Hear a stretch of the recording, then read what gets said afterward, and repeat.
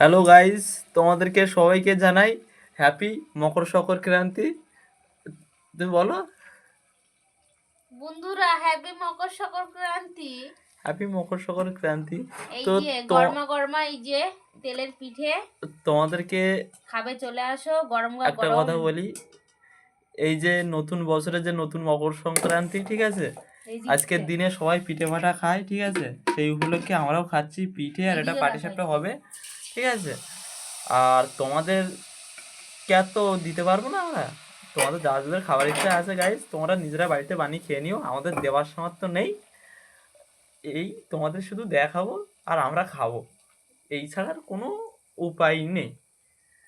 বৌদি, সবাইকে বলো বললাম তো হ্যাপি মকর সংক্রান্তি। হ্যাপি মকর সংক্রান্তি।